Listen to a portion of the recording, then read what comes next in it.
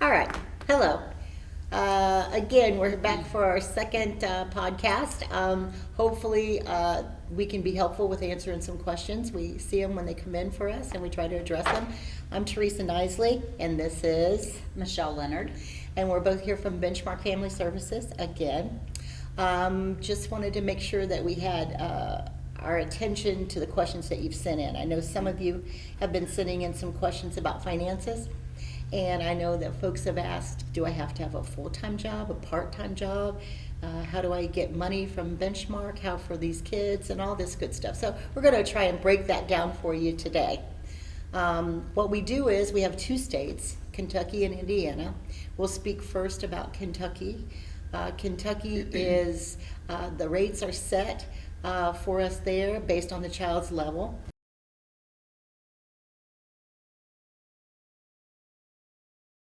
And we have per diem that's sent to us. The per diem amount is set by the level that the child is, and it is broken into two parts, with the first part being for the administrative piece of it, which is case management, support, and those kind of things. And the second piece of the per diem is for the foster parent reimbursement. And wait a minute, so I'm sorry to interrupt you, That's but okay. and what you mean by level, you're talking about levels of the children. They could come in at basic, moderate, severe, specialized. So depending on the level will depend on how much the per diem is. Yeah, that's a good point, because kids can come in with one level and they can actually progress into different levels and then go back down again based on the kind of services that they get and the success that they have within our program. So once the kids are leveled and they come in, what Benchmark has always prided itself in doing is, from the onset, is that we always split that per diem with the foster parents receiving a higher percentage of it, regardless of the level of the child.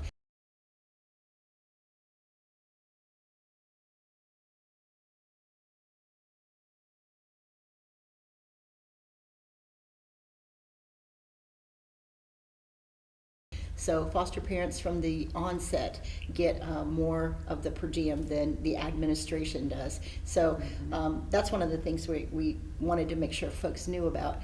And let me get into a little bit more, and Michelle, jump in whenever you need to, because Michelle's my friend and she knows what she's talking about too, for sure. But we want to talk about the reimbursement.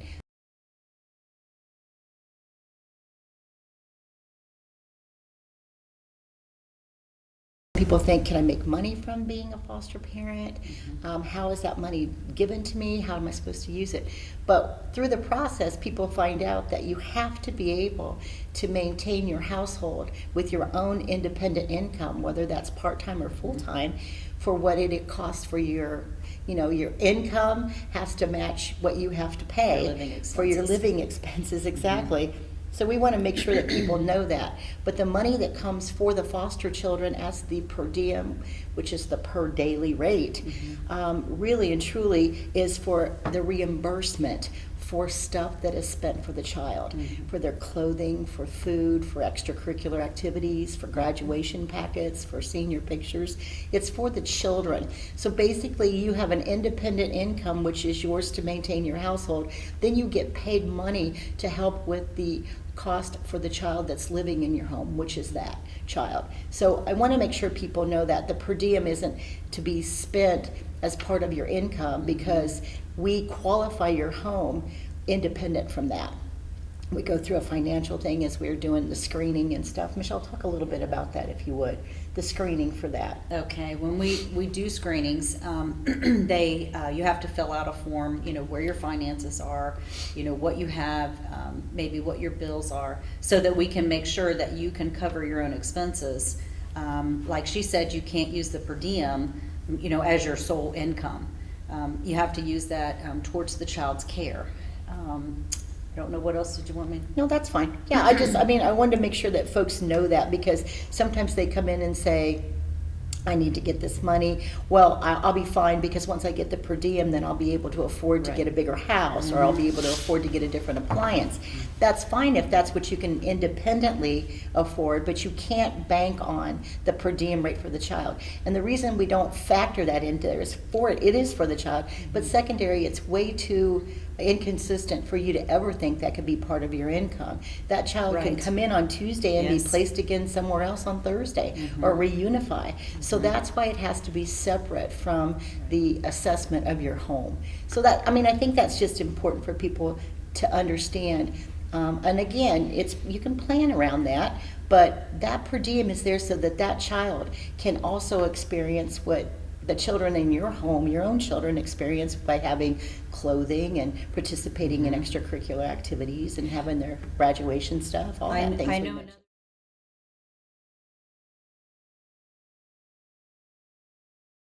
you know, people ask, can I claim the children on my taxes? You absolutely can, because they're a child living in your home, so you can claim them on your taxes. I know that's been a question from some foster parents.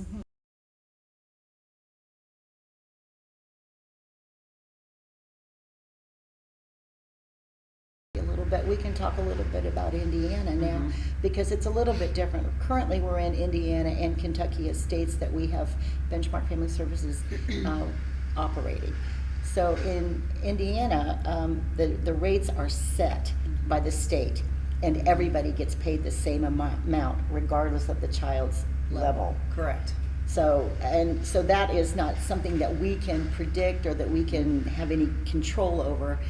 So that's dictated by the state of Indiana. So I wanted to make sure that there was a differentiation And made with I that. believe partially it's depending upon their age too. You know, like 0 to 5 gets a certain amount. You know, I don't know, 5 to 10 or 6 to 10 or whatever. But I believe it's based also on the age of the child. But like she said, it's a flat per diem rate for every child regardless of their level.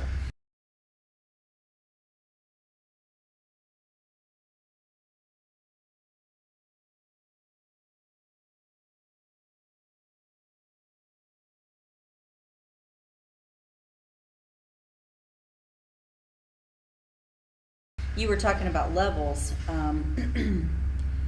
You know, one thing to know about leveling a child, if you get a basic child in your home, which typically we don't get basic children because it's a therapeutic agency, but when you get basic children in your home, maybe they've just been removed from their biological parent for the first time.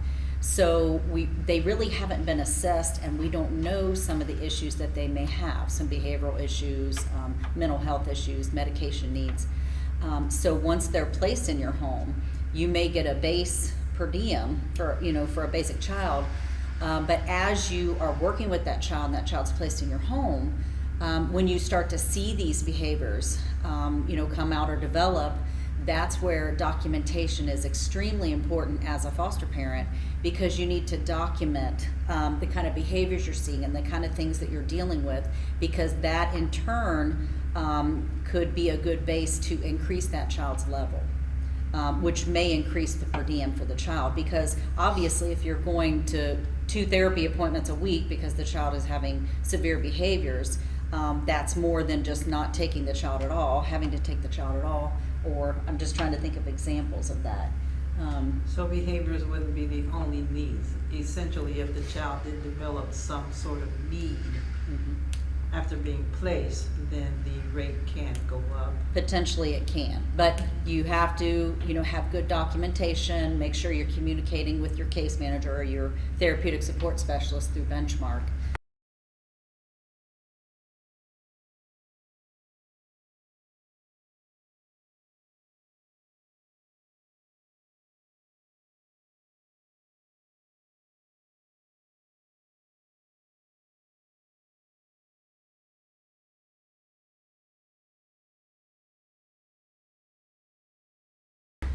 That's one of the things that differentiates a therapeutic level foster care, Right. basic level foster care. We do have the expectation that our foster parents will be the eyes and the ears and the overseer of documentation to share, so that once we get that, because they're with them 24/7. Once we get that information, it's easy for us to kind of put together, and there's criteria that has to be met for the levels to be changed and reassessed. So that's what our foster parents do, is they gather that information, and we put that together. And like Michelle said, our kids are stabilized in our homes. Our outcomes are very good with the length of stay that our kids have. The longer that they're here, some folks think that the worse that they get, but the bottom line is that the longer they're here, the more time they have to go through that honeymoon period, get to feel involved in that home and start to have some trust. And they have to be a little vulnerable to allow themselves to show some of these behaviors that we in fact then document and can make some assessments based on, even mental health assessments, physical assessments, educational assessments. The whole time we're looking at these kids, we are assessing them, the whole person, not just anything that's mental health, but educational, just physical, emotional. And there's a lot of stuff that come out in the behaviors that once we document them and start putting them all together, it starts to make a little bit more sense to us. And I don't want to say we justify a change in their level, but we definitely precipitate a change in the assessment of that level by our documentation. We can't just walk in and say, this is what we've seen the child do. We've got to be documenting it, because along the way we have treatment plans and all these good things that we have to use as tools to measure the progress of a child. And if we're measuring that progress and it's improving, that's great. If we're measuring the progress that's staying the same, we note that as well. If it's declining, then we get together as a treatment team. We use our case management, we use our resources to look at different ways that we can assess the child and different tools we can use in order for us to kind of get to the crux of what we need to. So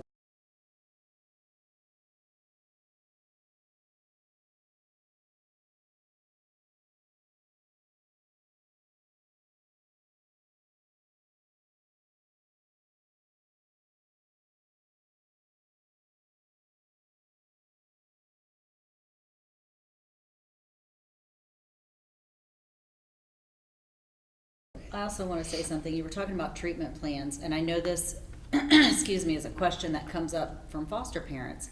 If you have a child in your home and they've been, you've worked through behaviors and you've worked through a couple treatment plans, we usually do them every 90 days. We assess the treatment plan, see how the child's doing on their goals.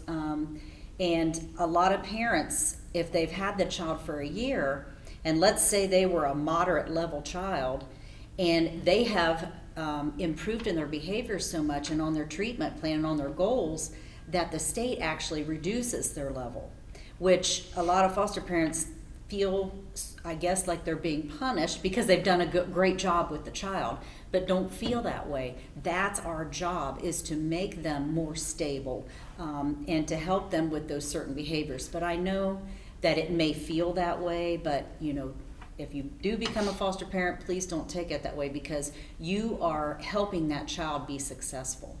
So they may actually decrease the level of the child because they're doing so well. that's a great point, and Yeah. ultimately that is our goal. Right. A kid may come in basic, they may escalate to Right. just a severe child, a specialized child, and then they'll start backing off and they maybe get back down to basic again or a moderate level. That is no reason for us not to celebrate. It's in fact every reason to celebrate. And again, bringing the per diem back in, the per diem's going to go possibly down for that child. However, it's more stable. The child is more stable in the home, Right. and the family is more stable. And again, which is why you don't rely on the per diem for the child, because it fluctuates, and it Correct. fluctuates out of necessity based on the needs of the child. So.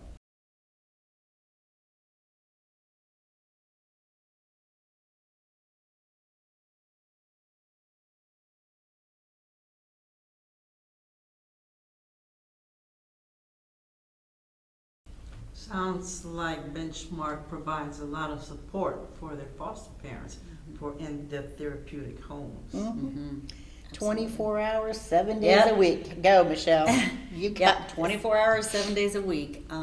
That's been from the beginning of Benchmarks when we started, and we have an on-call phone.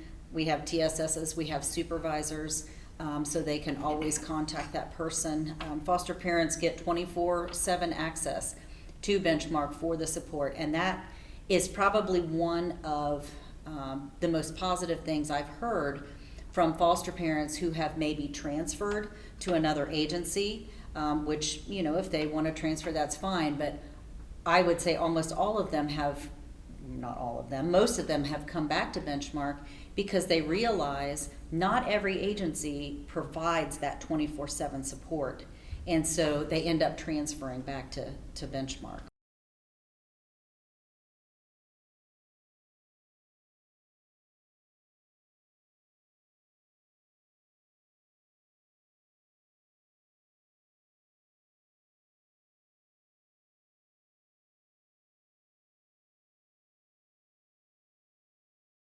Well, and one of the things about that is a crisis is a crisis until you get through it.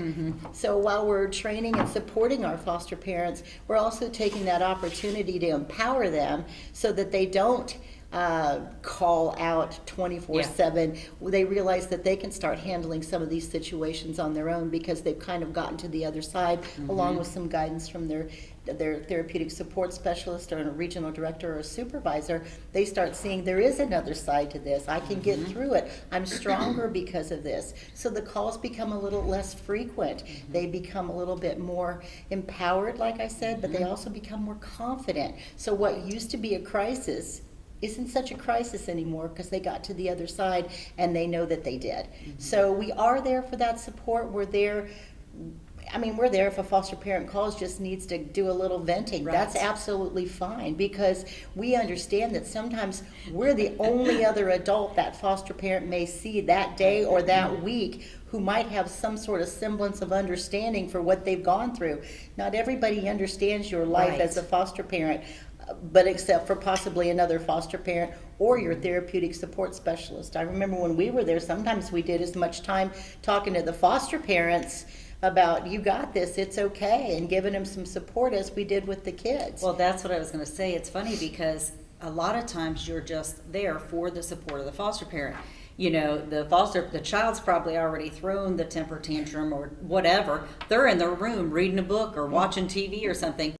We're trying to get them to get to know them. They're trying to get to know us. It's all about forging that relationship so that you hit that one sweet spot where it comes together and the child listens to you, and now you're the adult, and now you're the guidance person for this kid, and they are a little trepidatious about it, but they absolutely recognize that you're the person that's there to kind of guide them through it. Right. And it's a good feeling. So Absolutely. We give loads of training for our foster parents, a lot of pre-service training, but honestly, it does not, I mean, your training really doesn't begin until that first child's placed in your home.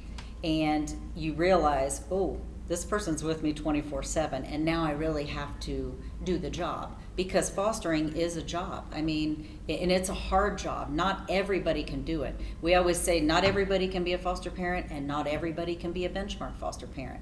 We do have high expectations of our foster parents, but we also provide the support that you need in order to handle those situations like Teresa was talking about. But honestly, it doesn't, you know, the training really doesn't begin until that first placement. And I don't say that to frighten anybody, like we don't want them to be scared. But like Teresa said, nobody knows how to be a parent when they, you know, have a baby. They're learning as they go. So, but the support definitely helps them. And once they get over that first crisis with that child, and they're like, I can do this. You know, I've been successful with that child, and that is so important for a new foster parent to feel that.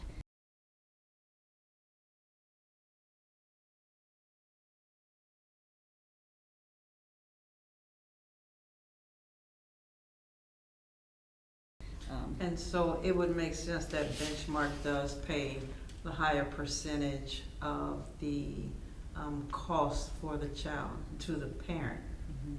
the higher Absolutely. percentage of the per diem, definitely. Yes. We've always maintained that the foster parents do the hard work. Right. We do as well, but it's a very different role that we have as our support administrative. The foster parents are the ones basically in the trenches, and it is not an easy job. No. You think you've got some victories with the kids, and then on Tuesday and everything's wonderful, and Wednesday the bottom drops out and it's just a fiasco in your home and you're like, what just happened? However, That's part of the unpredictability of these kids, which is why, as foster parents, you have to go into it taking it a day at a time, Right. and recognizing that Right. every single day can be a victory. Mhm. Another day could be maybe not so good, Mhm. but every single day that you keep that child in your home is a victory.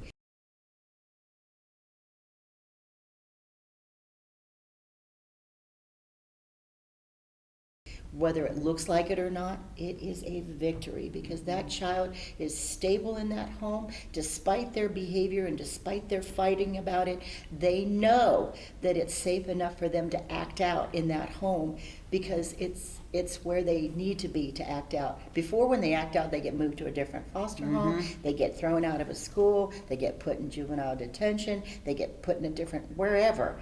But we need to stop that madness, keep them someplace stable, Right. so that they can do whatever they're going to need to do to get past this crisis, and that the next day they know that you're still Right. the same person they can come to Yeah. get them breakfast, to get them Feel off to safe. school, Mhm. pat them on the back and say, have a great day. It makes a difference. I mean, some kids take longer than others, but the consistency, the support that we do, and again, which is why we pay the per diem rate that we do, because the foster parents, money isn't the only thing that's going to make this easier, but the Sure. being paid and compensated Yes. for the kind of things that you have to endure. We recognize that. It may sound a little cold when I say it like that, but we recognize that. It is not Absolutely. an easy task. It's difficult.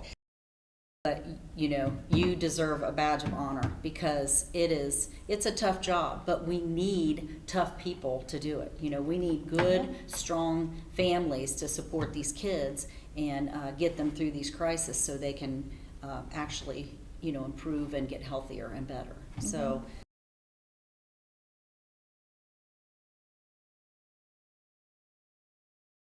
We want you to come through, get a feel for this, ask questions, use this as your forum to gain some additional information. We will make sure that we address the questions that you send in the best we can. If we don't have an answer for it, we always have an opinion. But if we don't have an answer for it, we will do our best to find one for you, because it's that important to us.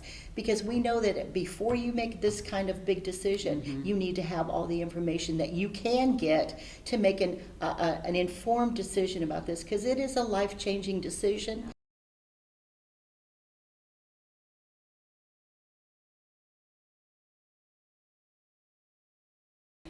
It's so important to absolutely, both you, if you have a significant other, your spouse, or you're by yourself, you have to make a commitment if you're going to become a foster parent. That's what we would like, because we don't want these children to move from home to home to home. So, we would ask you, like she said, get information, and we would ask you to be absolutely committed to this child, because they need it.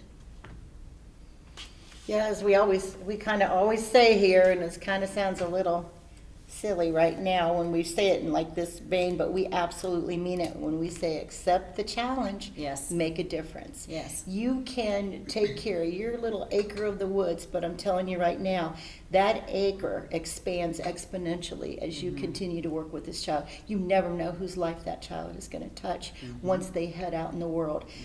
So it really is. It's accepting the challenge and making a difference. And sometimes people will say, I don't think I'm making a difference. You absolutely are. Every single day that you wake up and decide to keep that child in your home, work through whatever issues they're having, go to a school play, to watch them in a baseball game, to watch them sit on the floor and just cry because they don't know what else to do.